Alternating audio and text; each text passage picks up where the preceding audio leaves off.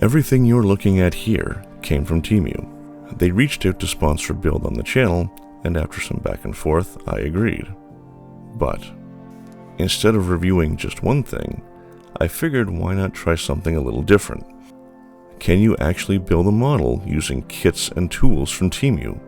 And more importantly, can it supplement what you'd normally get from a hobby shop? Or is this the kind of stuff that just looks good online? Let's find out. What's up, Plastic Addicts? Welcome to Jason's Space Dock, where sci-fi kits come to life, skills are sharpened, and every mistake is a lesson. So, Temu gave me a $200 budget and told me to pick whatever I wanted from their site. Now on paper, that looks like everything you'd need for a full build, but whether it actually works that way, that's what we're going to find out. Alright, so here's what I ended up with. The Yolopark AMK Bumblebee. This one I felt pretty confident about going in, and honestly, it's not something I see very often through Canadian retailers. So this might actually be one of those cases where Temu fills a bit of a gap. And then there's this guy, the Round Table Knights Tristan. This one, I had no idea what I was getting into. I gotta say, I am definitely impressed by the size of the box and the sheer volume of plastic. I haven't done a lot of Bandai Gundams, but based on what I've seen before, this is likely an equivalent, and I am very curious to see if it's a match in quality. Now, let's get into putting these guys together. Temu's running a spring promo right now for new users. You can get a $100 coupon bundle and up to 50% off one of the figures I built today. All you have to do is download the Temu app, scan the QR code on screen, enter the code KBV8349, and that'll unlock the deal in the app. Those coupons can stack with discounts already applied, so if you were going to try it anyway, it's definitely worth grabbing.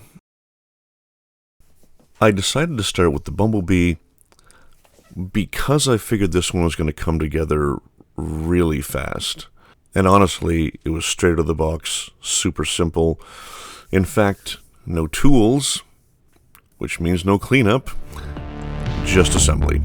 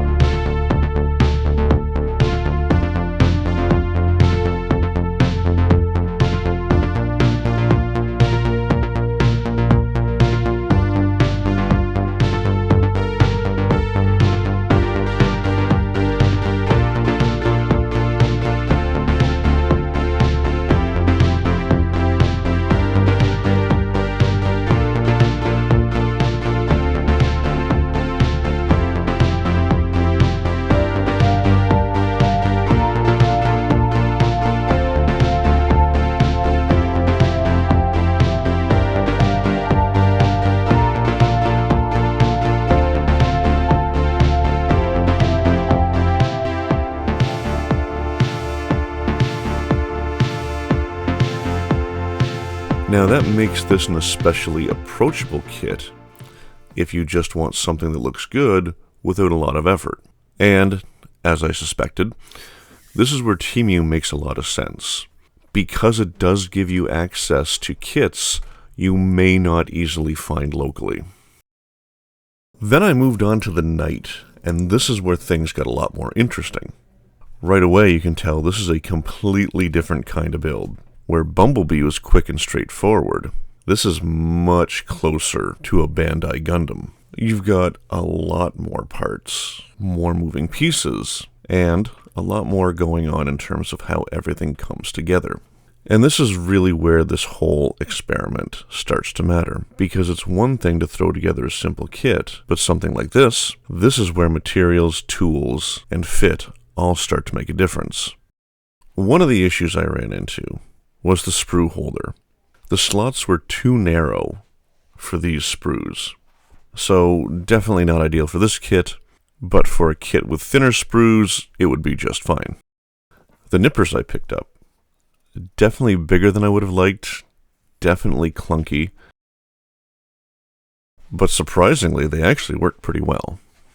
But I didn't end up using them Display sanding sponges because they didn't have a high enough grit. And it actually gives me a better appreciation for why Gundam builders go up to 10,000 grit. At that point, you're not just removing nubs, you're actually polishing the plastic.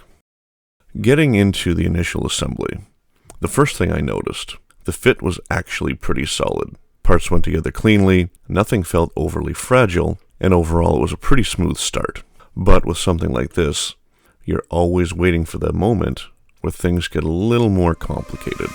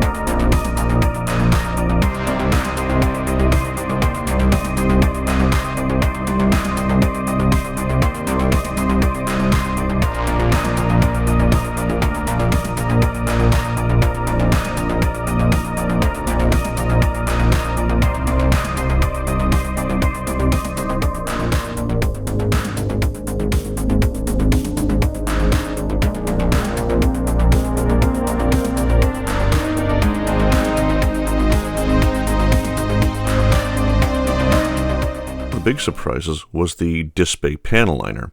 I wasn't really sure on this when I first got it, but it was worth trying out.